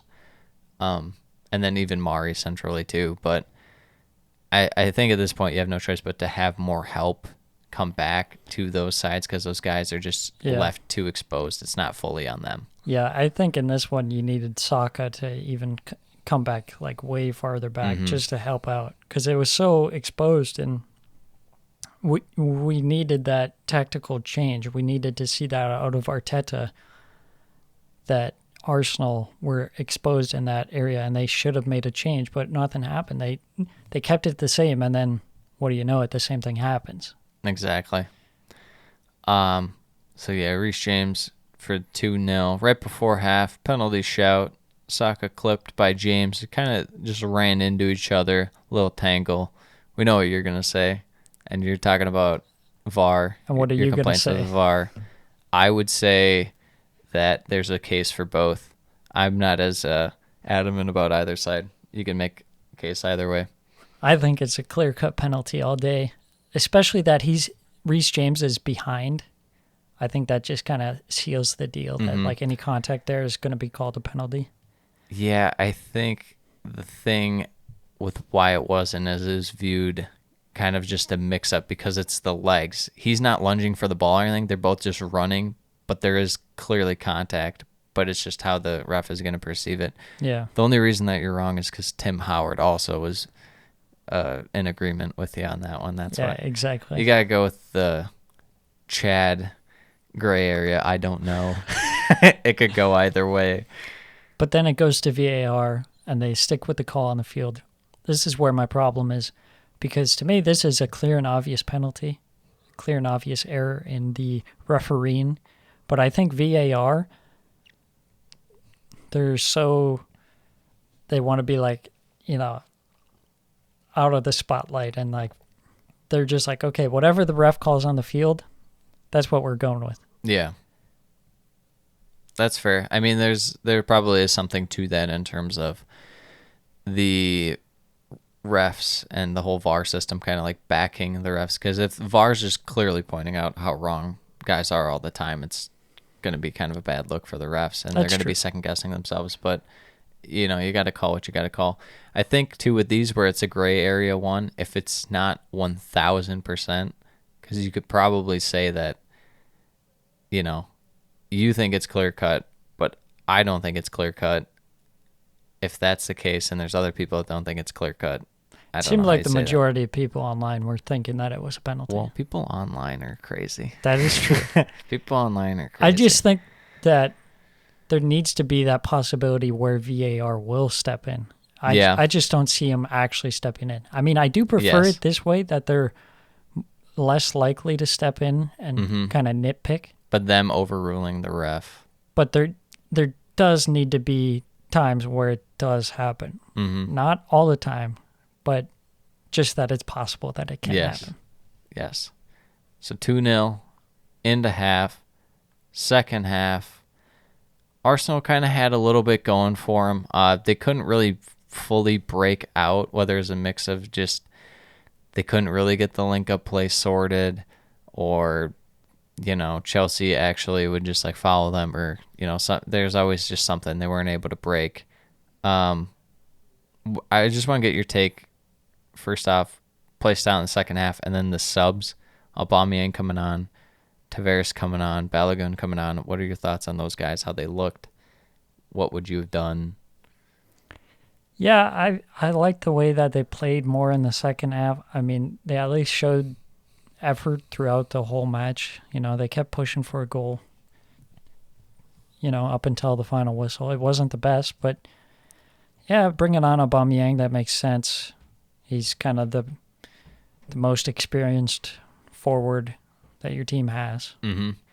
And then Tavares, I kind of like his energy that he brings down the I really like Tavares. Yeah. I think he's a good player. I'd like to see kind of a three at the back with him as a wing back, and then exactly. Tierney as a third center back there. That'd be pretty good.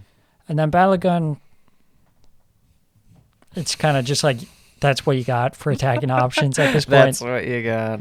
Because Lacazette wasn't available for this match. It's just rough for Arsenal right now, and it's not going to get easier next week. So yeah, but it's maybe another bye week. There's that feel-good win against West Brom, the 6-0. Yes. So, yeah. Let's just ride high on that one. Maybe just care about cup action incoming. And then we got this one. This was a doozy of a match right here. Mm-hmm. West Ham Leicester. As far as the lineups go, this feels like West Ham's, like if you just pick their best 11, this is what I would pick just from scratch. Just be the 4-5-1. Align the guys a little differently depending on who you're playing and whatnot, but I just love their lineup.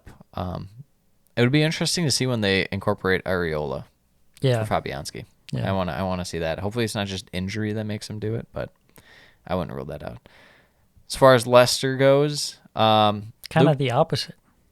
This is not the strongest 11 for Leicester. Part injuries, part they got some other guys going. Luke Thomas getting in there on a consistent basis now, with Castagna still out. A little unfortunate because he's decent, and I mean he's really young, so you cut him a break. But it's like, man, you'd love to see Castagna in there because he's so good.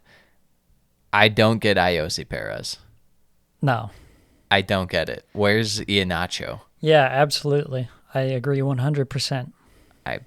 I don't know Brendan Rodgers. But other than that, pretty basic from Leicester, their main guys you'd suspect. So Leicester's possession from the back was just so slow. They were so slow trying to pick out whether it's Vardy or Perez or even just up a little bit to Maddison or Tielemans. It was so slow. The number of times that Soyuncu and Amarte passed back to each other, it was unbelievable. It was so bad. It was unbelievable. It's like, even if it doesn't work out, play it forward. Do something. Yeah. It was just, and then West Ham's the complete opposite. They're just so fast on the ball and pressing in the midfield at like the perfect times. Declan Rice, this game, there are some stats where it's like, you look at it, and it was probably his best game ever for West Ham. Was tremendous in this game. Yeah, West Ham just set up so perfectly. Like, they didn't press the defenders for Leicester, and they didn't need to, because they played themselves out of the game pretty much by cutting off that midfield. Those two center backs had like very few options in terms of passing options. And guys in the midfield for Leicester were barely even moving. So it was just super easy for West Ham to just stay steady, organized, and then hit on the counter. Yeah, being like West Ham's already good at being compact and kind of shifting as one whole unit and putting the pressure on where they need to. It's only going to help them if you are playing 2 miles per hour. Yeah. Like, I don't know what Leicester's doing. And the first goal, it starts with Declan Rice interception, gets a little touch up to Fornals, great run, plays out Benrahma. Benrahma right back to Fornals, slots it far post, 1-0. 1-0, just like that. And Leicester too, it's a mix of like just being too safe. Like eventually you just have to, shit or get off the pot. Like play the ball. Absolutely. That was exactly what I noticed. And that's something we've seen with Arsenal kind of playing that similar play style. Not so to say this season, but previous seasons, like especially with like David Luiz, he would do that a lot. Well, David Luiz is David Luiz. You just have this extremely slow play, so easy to defend against. Yeah. You get nowhere with it. You need some sort of movement, fast passing to move around the defense and find some gaps in there. Even the decision making to like not play the ball at some of these points. It's like, what are you? I don't get it. Just poor decision making, poor quality in terms of passing in the midfield from Leicester too. It just wasn't good. Speaking of not good, Iosi Perez tackle. Yeah, that was bad. A peach. That was bad. That was a leg breaker. Yeah. Don't know how it wasn't called right away. But that going down to 10 men, that even though it's going into half and you can readjust, that kind of put a nail in their coffin. They already looked like they were playing with 10 men, to be completely honest. Yeah, pretty much. Then coming out of half, the Soyuncu mistake. Oof. We've known that he's a kind of player that will make these mistakes from time to time. He's a great defender, but this was your Turkey Euros. Yeah. Soyuncu coming out. Absolutely. This... Very unselfish by Mikel Antonio on that one, too, to just pass it across to Benrahma. This is the right play. And boy, how good has Benrahma been? Yeah, superb. All the like middle, like when I go on Twitter and stuff, all the like middle table clubs are just like, why did we not just splurge on this guy? Teams like Villa and stuff like that. They're Absolutely. Like, why? Then you talk about bringing in Jesse Lingard potentially. It's like, oh man, do you need Jesse Lingard? Depends how cheap it is, but I've seen that too. it'd be great for depth because they have the Europa League. But they do have to worry about that. But I don't think he's nailed on starter. No, he might just have to come off the bench with the way Benrahma's playing. Maybe right now you just let Benrahma kind of do his thing. Yeah. Bringing in a guy might mess him up. The Leicester goal, they pull one back. It's kind of out of nothing. It's kind of just they ran forward, pushed it forward real quick, and then some. Kind of got lucky on that block shot and then land straight to Tielemans. Right to Tielemans. But then the next one, Antonio's goal. That turn by Antonio was so good. Absolutely was so beautiful. Good. It was honestly a nice little link-up play, too. I don't remember who got the assist on that one. Let me look this up real quick. Rice. It was Declan Rice. Yep. So it was. Declan Rice. Fantastic play. And then the fourth one was just Lester. Well, we got to mention the third goal. Antonio breaks the record. Oh, you want to talk about that? Passes Paulo Di Canio to be Paulo Di Canio. And then he gets the cardboard cutout, and that's fantastic. He was the top scorer for West Ham, and then he runs over, and for some reason there's a cardboard cutout of himself, and he like grabs it and spins it in the air. Like so awesome.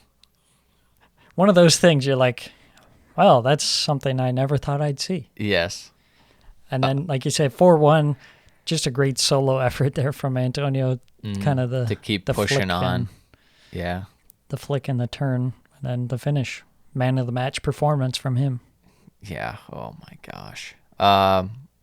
Going forward, we'll talk about West Ham first. 4 goals per game. Firing on all cylinders. They're clicking. This is the team we saw at the end of last year, pretty much from 21 on. Gosh, when Thomas Suchek doesn't even like really stand out that much because everyone else was playing amazing, that's when you know it's like, wow. Yeah. Yeah. I mean, what do they have to do? They're bringing in Zuma. Yeah, right. So I don't know if they'll be bringing in Lingard too, or if it's just going to be Zuma. We'll see. But as long as Antonio's up at top form as their 9, I don't. Yeah, I think that's be kind hard of to the one stop. area I see is potentially if they have some injuries, maybe Rice or Antonio go down. You know, that's going to be a big loss for them. Yeah. And of course, having the Europa League, it's going to be more matches, and you're going to have to rely on your depth. Mm-hmm. Like, that's just a fact of the matter. Yeah, we'll have to see what they do as far as strikers in the Europa League, if they give Antonio a spell or not, or what they want to do. But everything is merry in old West Ham town, London. Yep. It is not so merry in Leicester. Not the most convincing win week 1. No. Week 2, get trounced by a really good team.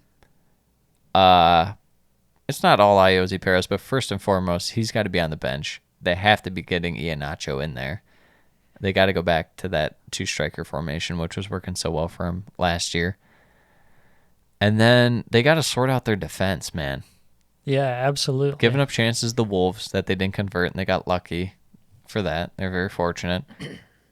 Giving up these chances to West Ham. West Ham can convert. In fact, they convert very, very well. You know, I think it's funny, though. Leicester bring in Vestergaard. He didn't even start in this match. I think that was just a panic depth piece. I think Yeah, they it still... just seemed like a complete waste. Like, I wouldn't say a waste because Fofana's still out yeah, for but a while. You need something, and they're in Europe too, so they're gonna have to be playing. They need as much depth as they can. So for 15 mil, I don't hate that. It's just Amartey is not. He's not amazing to me personally. No. And then, like I was saying with Thomas earlier, younger guy, it's not going to be easy for him to adjust. I don't know. With, like, they're limited on options with Sumare on the bench. It's like, what? I don't know. I just found it so strange that they waited so long to bring on Iheanacho. Like, what's going on with him? I don't know. He Why played didn't in he the start? Community Shield, scored a goal. Yeah.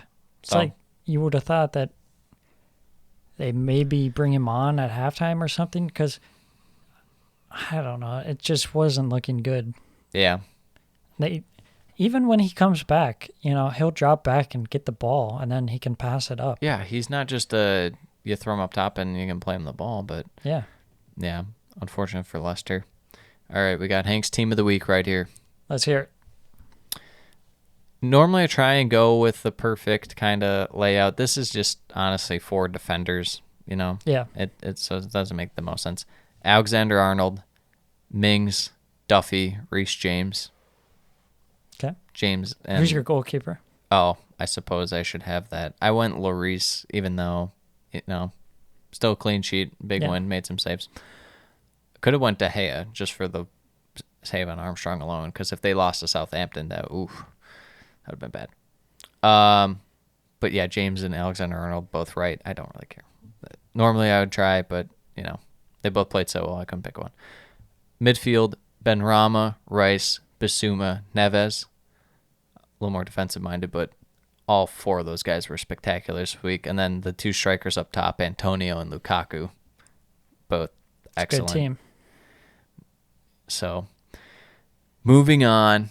Now we move on. Match Match week 3. 3. Match day 3. Match week, match day, however you One of want to those choose. things. However you prefer to say it. We've dear got listener. another premier matchup. Right Man off City, the bat, Arsenal. Man City, Arsenal. This will not be the funnest to watch. Cover your eyes. And ears and nose and mouth and everything. If you're thinking about waking up early for this one, if you're in the U.S., don't. just keep sleeping. Maybe just check the phone every once in a while if you're somewhere else just to see the score, but keep doing whatever you're planning on doing. But check out some of these other 9 o'clock games that we'll get to eventually. City, I mean, I'll just say 3-0. I don't see it really being any other way. Yeah, I think it'll be Maybe similar. 2-0. 3-0. They just kind of let off the gas in these kind of games. Yeah. Maybe, I mean, sometimes that might work out for Arsenal. If Arsenal catch them napping. If Man City can't capitalize, then Arsenal somehow get one chance and they get like a pen or something. But Unlikely. probably. Is there anything you're looking forward to in that game in terms of matchups or no? Absolutely not. The final whistle. I'm looking forward to the final whistle. We'll just move on for your sake. Villa, Brentford. This should be a good game. Yeah, I like this one. I think this might be the favorite of my 9 o'clock games. There might be one other one here, but what are you looking for in this game? I'd like to see Brentford maybe create some more clear-cut chances. I want to see Ivan Toney get on the score sheet. Yeah. He hasn't done that yet. In terms of Villa, I want to see them continue on with the good attacking play. You know, keep working it through Buendia, like you said. Get Ings involved. Mm-hmm. Score some goals. I want to see some counterattack in this game from both sides. There's been times we talked about, obviously, with Villa where they can't keep up with the pace if they're kind of playing a little slower. And then Brentford, they just kind of leave space open from the get-go at times. So at Villa, they have a couple guys that can push it. Any predictions for this one? I'm going to say 2-1 Villa. This one's in Villa. I'm going to go with I hate to copy it. We're going to go 2-1 Villa as well on that one. Brighton, Everton, at the Amex. I feel like this is going to be one of those games where you look at how Brighton has played and you say, okay, I think They're Brighton the clear can favorites. win Yeah. against this Everton But then squad. Everton somehow just comes out of nowhere. Yeah. I don't know, man, because Brighton, when they're holding possession against Watford and stuff, they were looking good. But, I mean, Everton, it'll be interesting because Brighton weren't really susceptible to the counter. But Everton, a little better quality, you'd think, than Watford and Burnley. Yeah. So I think I'll go with a 1-1 draw. I'm going to say 2-1 Everton. Oh, my goodness. Everton fans. It's all going to be 2-1. It's all coming up, Rafa. It's all coming up, Rafa. 25% possession, 2-1. Hey, 25% is pretty good at the Amex. True. Newcastle, Southampton. I kind of like this game too. I know you don't. I do. Yeah, I'm not crazy on Southampton, but I love any Newcastle. I want to see Newcastle start scoring their chances. You know, Callum Wilson, Joe Willock. Let's get ASM on the ball. I think this is going to be a 2-1 Newcastle. I'm thinking 1-1. Okay. Yeah. Is there a particular matchup you want to see? I kind of want to see Armstrong with Southampton and how much he affects them because he's going to be playing this weekend. Or so Mr. Hasenhudl says. Yeah, Stuart Armstrong. Yeah, Stu Armstrong. Yeah, the Armstrong squared, yeah. That'd be nice. Added a little creativity there. They've looked not too great in terms of creativity, so I think that would be a nice little boost for them. Not to mention Newcastle's defense has been shaky. Yeah. So I could easily see Southampton winning it. I'm going to go with a Newcastle one just because I like to be fun. Norwich, Lester. Well, Lester, you better get on track. I sure hope you can win this one. I hope you cannot go to Carrow Road and get embarrassed. As far as Norwich, you know, if there was ever a time to catch Leicester, maybe now is a decent time.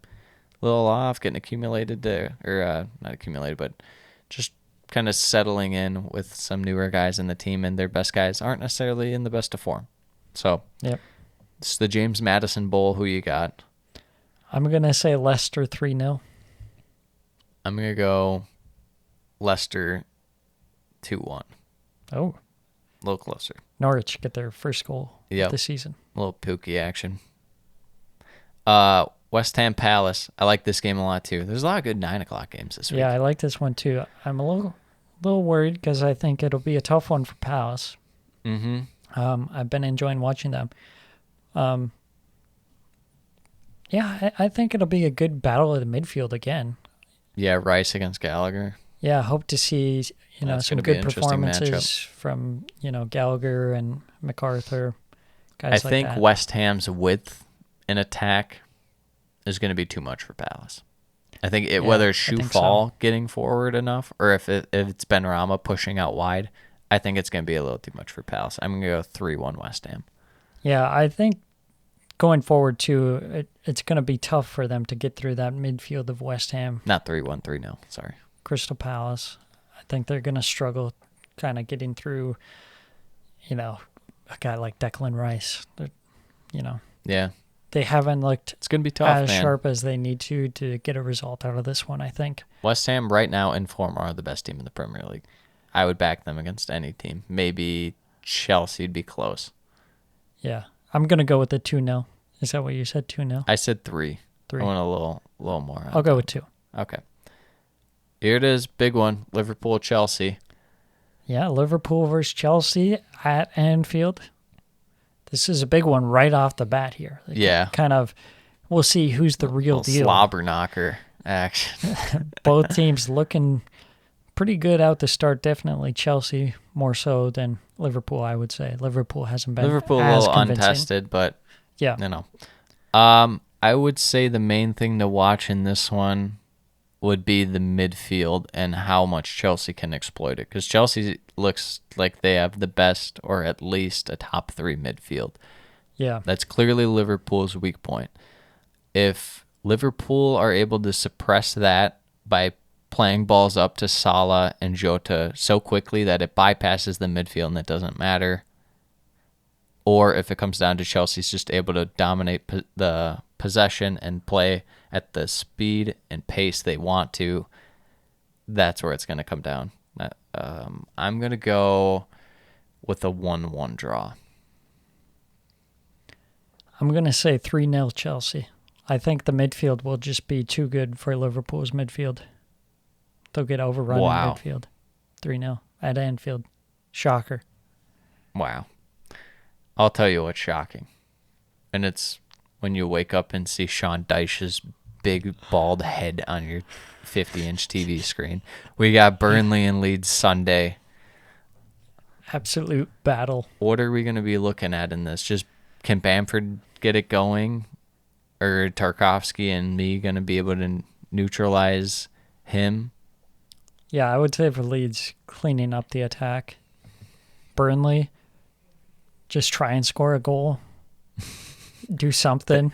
See, that's one thing is if Wood's going to score it, wouldn't be a bad time in this game to get a little counterattack action going. I wouldn't rule that out. It's possible. I think what I'm going to be watching is the wide defenders, and I guess even like kind of the more defensive-minded midfielders for Burnley, how they're able to stop Harrison, and whether it be Dallas or even if Rafinha pushes a little more out wide, what they're going to do to combat that. Yeah, because think that's some serious pace, and Burnley doesn't always excel when it comes to defending pace. I think Rafinha is going to have a really good game in this one. That's my thoughts on that. Yeah. What are we thinking here for a score line? I'm thinking 3-1 Leeds. Is that Turf Moor? Turf Moor, yeah. Let's go with a 2-1 Leeds. Okay. Let's go with that. Fair enough. Tottenham Watford. Tottenham Watford. Or Tottenham going to sit back against Watford. They might get pushed back by Sarr and Dennis. Get pushed back by Chisco running on the field. 12 men. That's when you know it's over. Matchup to watch in this one for you? You got anything? I think the Watford attack could potentially give the Tottenham defense a little trouble if Tottenham is kind of more on the front foot this game. Mm-hmm. They might be a little more exposed than they could realize with that Yeah, center we got to back see what Tottenham duo. look like when they're holding the majority of possession and they're dictating the pace of play. I want to see it. I don't doubt them necessarily. For all the Tottenham fans listening out there, I'm not saying that I don't believe in them. I just want to see it. That's all. Yeah. Because we haven't seen this kind of play from Nuno or Tottenham before. So let's see it. Let's see it. I'm going to go At Tottenham, we'll go with a 3-1. There's a lot of 3-1 predictions on me this week. I'm going to go 3-1. with a 2-0 for Spurs. I see. Yeah. I see. Big one. This is going to be a great game to watch to wrap up the match week. Wolves, United, and he's going to be looking to bounce back. Wolves have been playing good. It feels like Wolves have had success against Man U and just the bigger teams in general. Obviously, they got that win against City a few years back. Yeah. They have a sense of fearlessness about them. Wolverhampton, that is. I think that'll be good going forward against Man U, especially if you'd figure McTominay would be in there. But even if they can somehow just work on exploiting Fred in the midfield, Yeah. that would be massive. Yeah, definitely if Matic is starting as well, then Yeah, either one of them, it would appear that Wolverhampton would have the advantage there.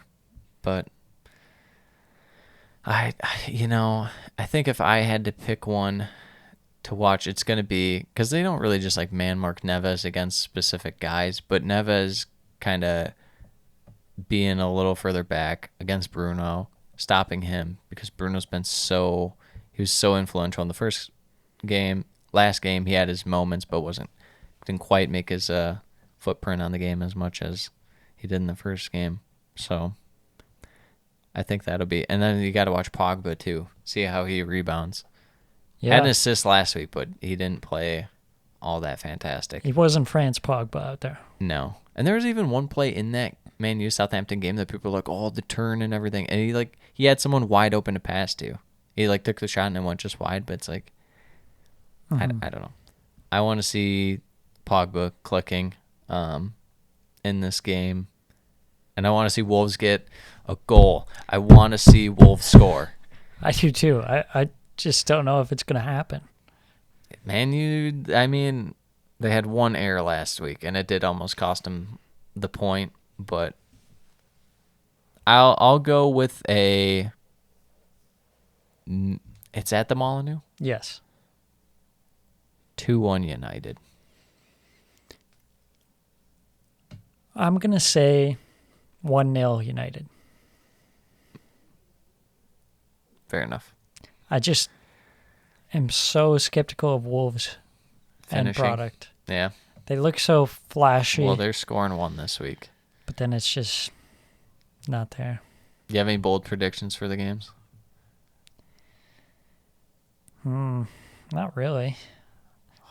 Maybe Norwich will score a goal. I was thinking maybe even just like a prediction of someone who's going to score. I'm thinking Sancho gets a goal or an assist this week. Yeah, that wouldn't be a bad shout. How about your Chelsea Liverpool? Who's getting this Lukaku hat trick? Christian Pulisic hat trick? Yeah, it could be Josh Christian Sargent Pulisic. hat trick. Even though he said Norwich wouldn't score. Yeah, I think Lukaku brace and then maybe a Jorginho penalty. Oh my goodness. Yeah. Before we leave, I just want to know who you have scoring for Everton, for all the Everton fans out there. It's got to be a DCL and Damari Gray again. Oh my goodness. That's the way I see it. Maybe James. You throw in James off the Comes in Twitch out of streaming. nowhere. Yeah. Hey, Comes in out he of says nowhere. he's still fully focused. That's great. Yeah. That's great. So for go him. subscribe to him on Twitch. Well, subscribe to us on all of our platforms Absolutely. because we're focused out here just like Jaime's. Absolutely. Until next Thursday, we are out. Bye.